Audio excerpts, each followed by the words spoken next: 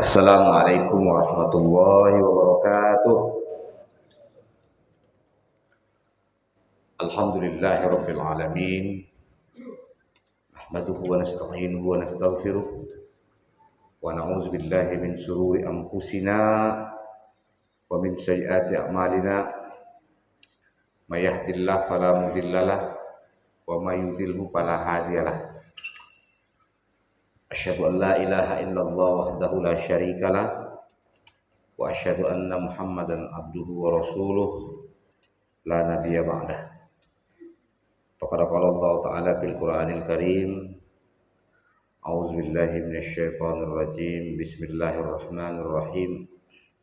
Ya ayyuhalladzina amanu kutiba alaikumus syiyam kama kutiba alal ladzina min qablikum la'allakum tattaqun. Shadaqallahul azim wa shadaqa rasuluhun nabiyul karim wa nahnu ala dzalika minasyahidin wa syakirin.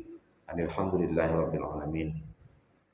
Rabbi shrah li sadri wa yassir li amri wahlul 'uqdatam min lisani yafqahu qawli.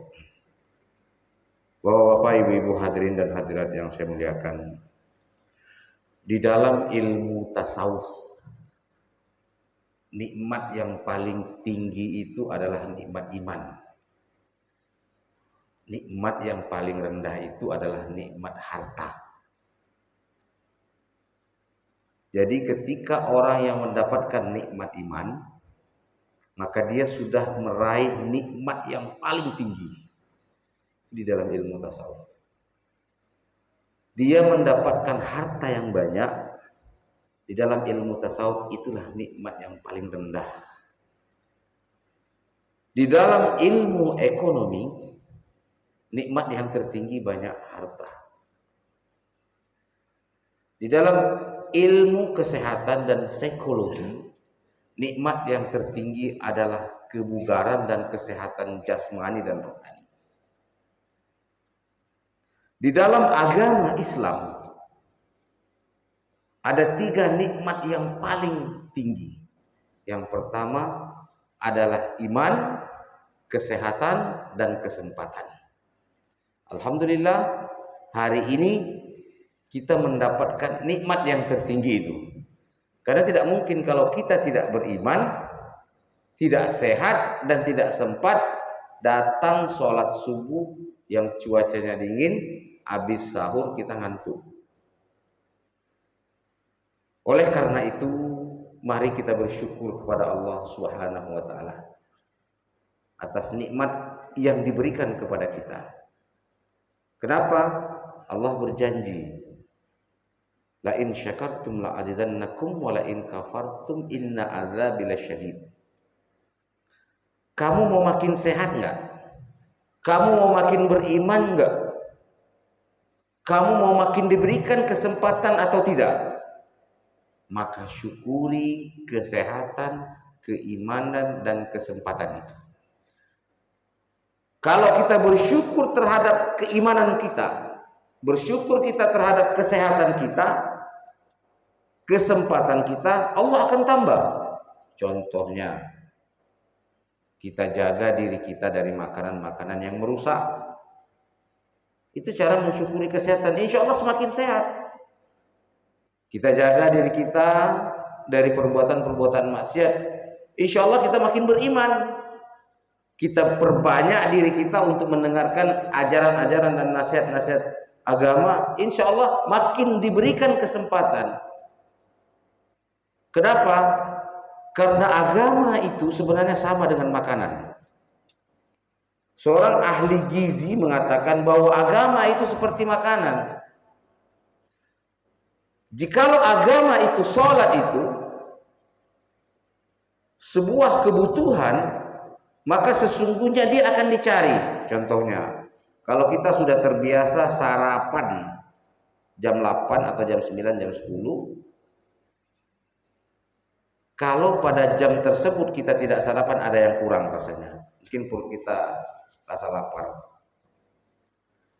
Kalau kita terbiasa sholat berjamaah atau sholat subuh jam 5 seperti tadi, kalau kita tidak sholat, maka jiwa kita akan lapar.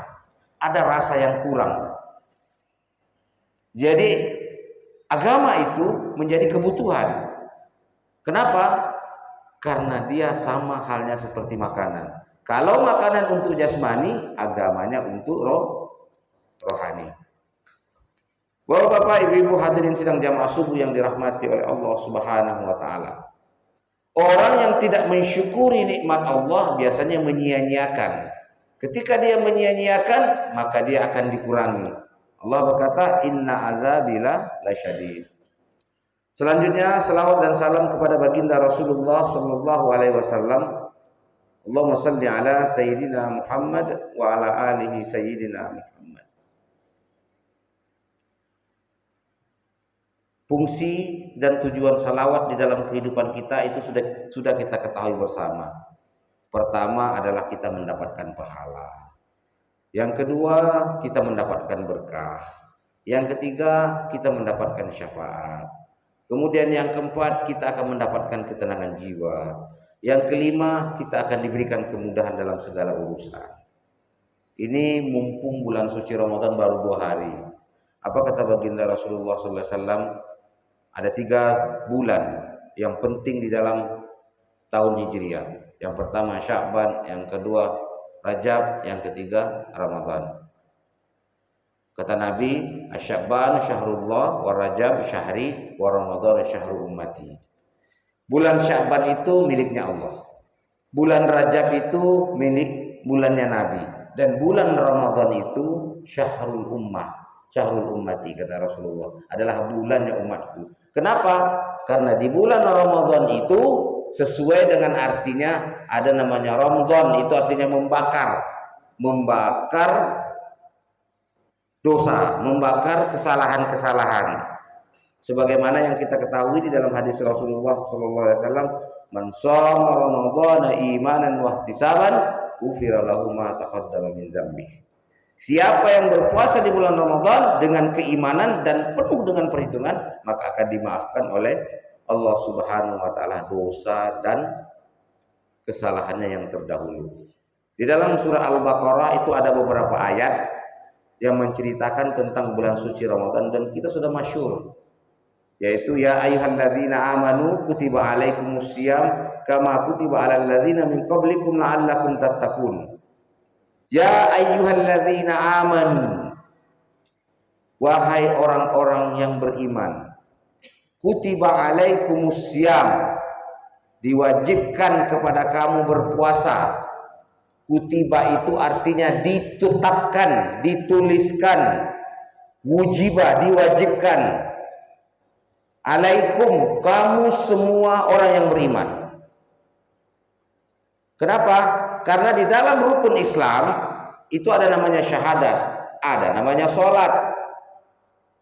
Orang yang sudah bersyahadat dan orang yang sudah sholat dengan sempurna dan baik,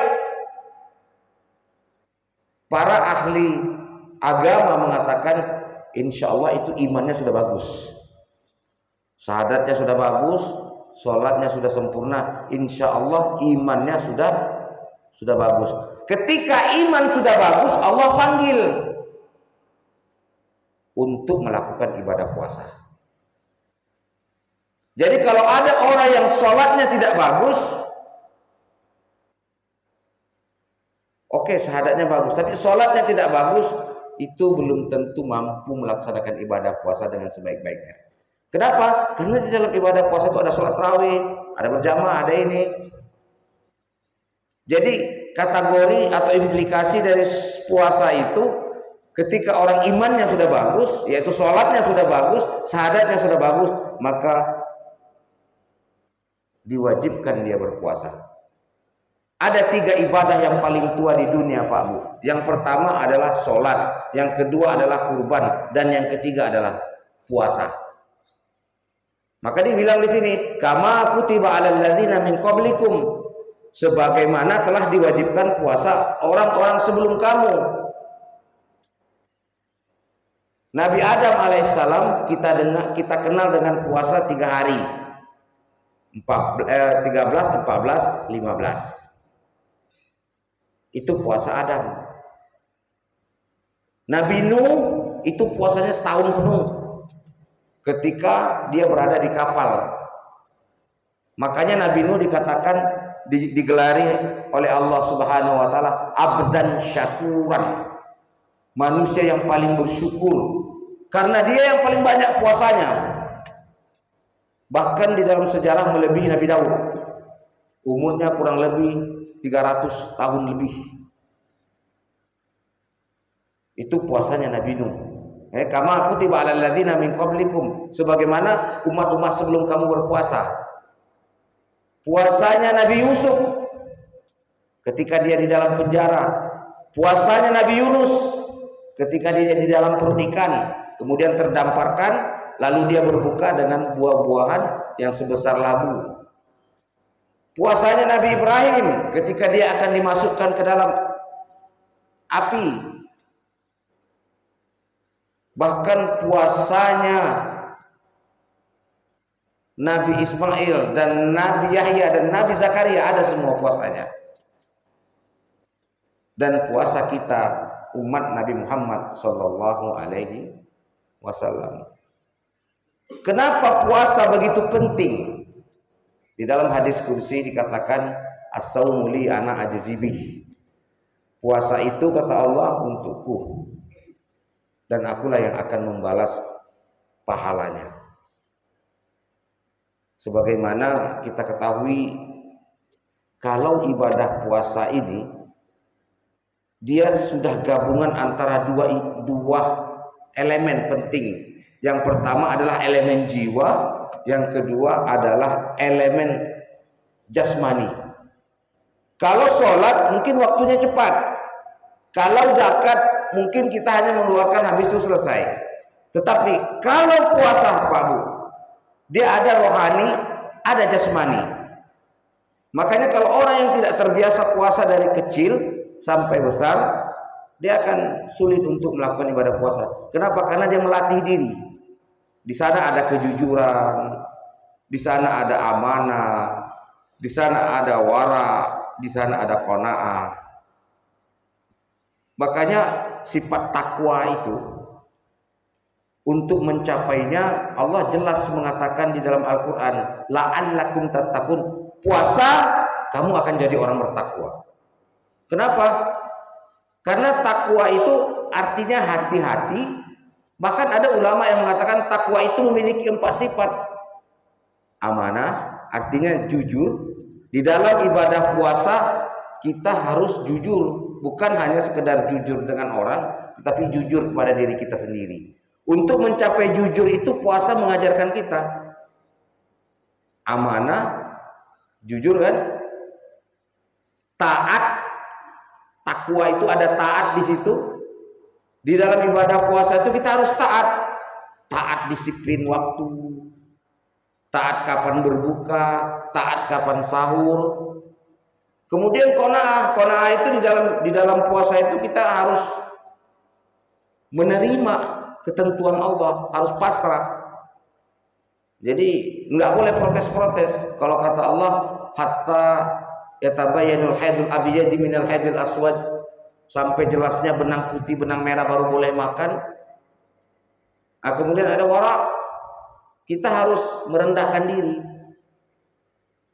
Pak, Bu, hadirin dan hadirat yang saya muliakan, jasad manusia sebelum dimasukkan nafsu dan nyawa dan akal di waktu penciptaan Nabi Ibrahim, itu waktu memasukkan nafsu itu terjadi sesuatu hal yang menjadi perdebatan antara 3 elemen itu. Kenapa? Karena nafsu itu tidak mau ditundukkan. Jadi Allah ketika memasukkan akal, nyawa, ruh di dalam tubuh Nabi Adam alaihissalam itu mudah. Tetapi ketika Allah ingin memasukkan nafsu, nafsu itu sendiri melakukan perlawanan. Nafsu itu melakukan perlawanan, dia ingin selalu protes, dia ingin ego, bahkan dia merasa dirinya yang paling benar. Kapan nafsu itu tunduk kepada Allah? ketika Allah Subhanahu wa taala setelah memenjarakannya 1000 tahun di neraka, ketika Allah Subhanahu wa taala tidak memberikannya makan. Apa kata Allah? Malaikat, ini nafsu mau kita masukkan ke dalam jiwa, ke dalam tubuh Adam alaihissalam. Dia masih protes, dia tidak akui Allah. Kamu penjarakan dia, jangan kasih makan. Dipenjarakan nafsu itu, baru ditanya, baru dia ngaku bahwa dia adalah hamba Allah, baru dimasukkan ke dalam tubuh Adam alaihissalam. Jadi fungsi puasa itu bagaimana menekan hawa nafsu kita, bagaimana menekan keinginan-keinginan kita. Kita ingin makan, tak boleh karena puasa. Kita ingin itu, tak boleh karena kita puasa. Bapak-bapak, ibu-ibu, hadirin dan hadirat yang saya muliakan. Kenapa? Karena kehidupan ini sebentar, Pak. Tidak lama. Tahun depan kita tengok yang ada di sekeliling kita itu sudah ada yang meninggal. Tidak lama hidup ini. Apa kata baginda Rasulullah SAW? Hidup ini umatnya itu antara 60 sampai 80 tahun. Kalau lebih dari itu udah bonus. Bahkan ada pendapat yang mengatakan kalau lebih dari 62 itu udah bonus. Karena baginda Rasulullah SAW itu umurnya 62 tahun. Harta yang kita miliki, apa yang kita miliki itu cuma 3. Yang pertama yang kita makan, itulah harta kita. Yang kedua yang kita pakai, baju, inilah harta kita. Yang ketiga yang kita infakkan dan yang kita sedekahkan. Yang kita simpan itu belum tentu punya kita, Pak Bu. Bisa jadi untuk orang lain kalau kita meninggal. Bisa jadi diambil anak-anak kita. Bisa jadi diambil saudara-saudara kita. Yang betul-betul menjadi harta kita itu yang kita pakai, yang kita makan, dan yang kita infakkan. Kita tidak tahu kapan kematian itu akan datang. Kita tidak tahu kapan dia akan menjemput kita. Bahkan Nabi pun sendiri tidak tahu ketika ajal itu akan tiba.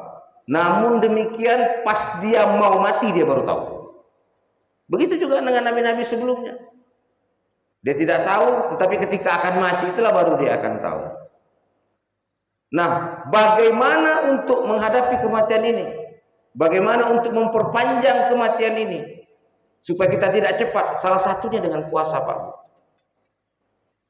Artinya apa? Nabi SAW mengatakan sumu tasihu. Berpuasalah engkau akan sehat. Orang yang sehat insya Allah kadar kematiannya rendah. Orang yang sehat itu insya Allah jangka umurnya akan panjang. Secara ilmu kesehatan. Kalau orang yang sakit-sakitan itu biasa divonis cepat meninggal. Puasa membawakan kita untuk menjadi sehat. Sumu tasihu. Nah, untuk menghadapi kematian itu puasa juga sudah menjadi bahagian daripada kematian itu. Dan puasa mengajarkan kepada kita bahwa merasakan keibaan kita terhadap orang lain. Bagaimana kalau orang rasanya lapar? Bagaimana kalau orang rasanya susah? Di dalam agama dikatakan orang yang betul-betul melaksanakan ibadah puasa, insya Allah dia mempunyai kepekaan sosial. Makanya biasanya di ujung-ujung Ramadan bahkan lebih bagus kalau dia dari awal dia rajin bersedekah, rajin berinfak, rajin mengeluarkan harta untuknya. Kenapa? Karena itu juga memperpanjang usianya. Memperpanjang usianya untuk menghadapi kematian. Pak, Bu, hadirin dan hadirat yang saya muliakan, memang kematian itu sudah ditentukan oleh Allah Subhanahu wa taala, tetapi tidak ada yang mustahil bagi Allah. Bisa saja mungkin kita sudah ditentukan oleh Allah matinya 60 tahun, tetapi karena ada suatu hal Allah tunda kematian kita. Malaikat maut pernah mendatangi Nabi Ibrahim alaihissalam.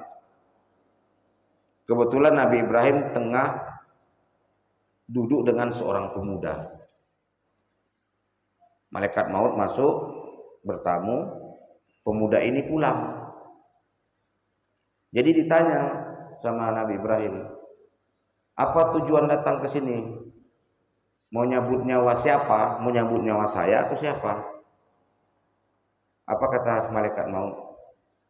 Saya mau ngasih tahu, besok insya Allah pemuda yang datang tadi itu akan saya cabut nyawanya.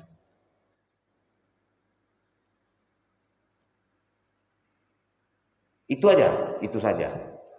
Saya permisi, kata malaikat maut. Malaikat maut pun permisi pulang. Pulang ke langit lah ya kan. Setelah pulang, Nabi Ibrahim alaihissalam bingung. Dia berpikir, saya kasih tahu atau tidak dikasih tahu terhadap pemuda itu. Mau saya kasih tahu nanti susah, tidak saya kasih tahu juga susah. Ya akhirnya dia mengambil keputusan tidak mengasih tahu. Sudah tidak dikasih tahu. Tiba-tiba besok malamnya pemuda itu datang lagi. Tentu bingung Nabi Ibrahim. Kok nggak meninggal ini anak muda ini? Sampai umurnya 70 tahun, Pak. Anak muda itu tidak meninggal. Lalu setelah itu malaikat datang ke Nabi Ibrahim. Lalu Nabi Ibrahim berkata, kemarin beberapa puluh tahun yang lalu kamu datang mau mengambil nyawa seorang pemuda yang besoknya dia mau pengantin, besoknya Anda mengambil nyawanya, tapi kenapa sampai umur sekian tahun dia tidak diambil nyawanya? Apa kata malaikat maut? Sesungguhnya pemuda itu rajin beribadah malam dan rajin berpuasa. Dan pada malam waktu saya mau ngambil nyawanya itu, separuh dari hartanya itu disedekahkannya. Separuh dari harta yang dimilikinya disedekahkannya. Itulah yang membuat umurnya panjang. Jadi Pak Bu, kita sudah rajin sholat, sudah rajin puasa. Nah, kalau mau umur kita dipanjangkan, rajin sedekah. Rajin sedekah. Kenapa? Karena itu menyambung silaturahim. Kalau menyambung silaturahim itu, insya Allah banyak orang yang bebas dari penyakit karena dia rajin sedekah. Udah berobat ke sana kemari, sakit ini, sakit itu. Ada di Saudi sana dia kena kanker usus. Dia kena kanker usus. Jadi sudah divonis stadium 4. Stadium 4 itu udah nggak ada harapan lagi. Mau melakukan pembedahan terakhir di rumah sakit. Tapi dia punya pembantu orang Indonesia. Jadi majikan yang kena kanker ini heran nengok pembantunya. Kok setiap malam si pembantu ini sampai berjam-jam di dalam WC. Akhirnya diinterogasi pembantu ini, ditanya, kamu kok tiap malam berjam-jam di WC? Rupanya pembantu ini waktu berangkat ke Saudi itu dia masih punya anak kecil. Jadi kalau wanita punya anak kecil itu buah dadanya, susunya itu ada airnya, itu yang dibuka.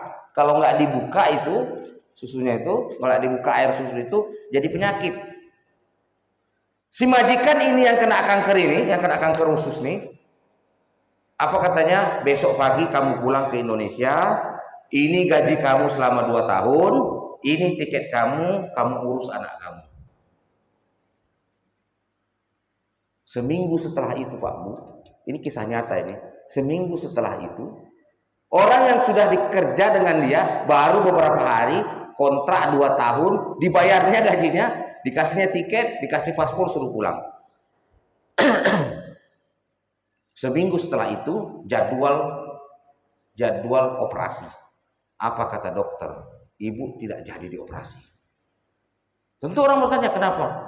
Kankernya sembuh total. Lalu ditanya, saya baru kali ini menghadapi orang seperti ini. Apa amal yang kau lakukan? Apa kata ibu ini? Kemarin saya ada pembantu, ya kerjanya cuma berapa hari per bulan saya kasih uang. Rasanya itu aja amalnya. Ternyata dia bersedekah kepada orang yang sakit dan membutuhkan. Kalau seandainya dia dioperasi paling lama setahun, apalagi kalau tidak dioperasi, ini dinyatakan sembuh total, Pak. Ternyata punya cerita, ibu yang dibantunya itu orang yang rajin berpuasa. Orang yang rajin berpuasa. Jadi salah satu salah satu implikasi atau dampak sedekah itu di bulan puasa itu ada namanya buka puasa bersama. Ambil andil itu. Paling tidak kalau tidak bisa sendirian berdua. Kenapa? Karena di sana bersih harta yang kita infakkan itu dalam bentuk makanan kepada orang yang bersih yang sedang melakukan ibadah puasa. Itu pahalanya double, triple double. Bukan satu kali, dua kali ganda, berganda-ganda dia pahalanya. Kenapa? Harta bersih, yang disedekahkan bersih, orang yang memakannya pun bersih. Nabi kan mengatakan sebaik-baiknya sedekah adalah memberi makanan dan minuman. Ini bulan puasa, masih panjang, masih ada 28 hari lagi.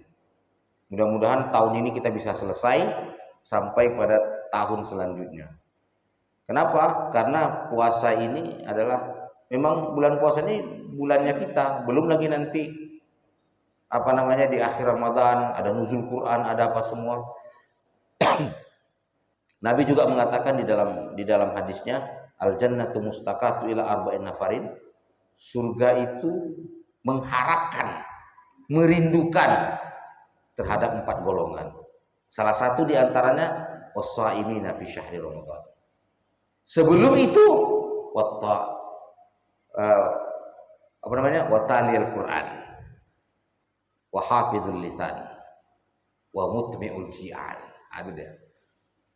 Surga itu ingin 4 orang ini masuk ke dalamnya. Yang pertama, orang yang basah dengan kalimat-kalimat Al-Quran.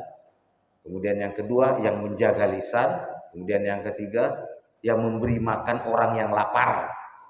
Orang berpuasa itu lapar, yang memberi bukaan, wasaimina fi syahri Ramadan, dan orang yang melakukan puasa di bulan Ramadan. Kita dirindukan oleh surga, Pak Bu. Itu juga namanya infak dan sedekah. Apalagi infak dan sedekah itu bukan hanya sekedar tenaga, membantu-bantu di sini pun itu akan dihitung oleh Allah Subhanahu wa taala sebagai infak dan sedekah. Assalamualaikum warahmatullahi wabarakatuh.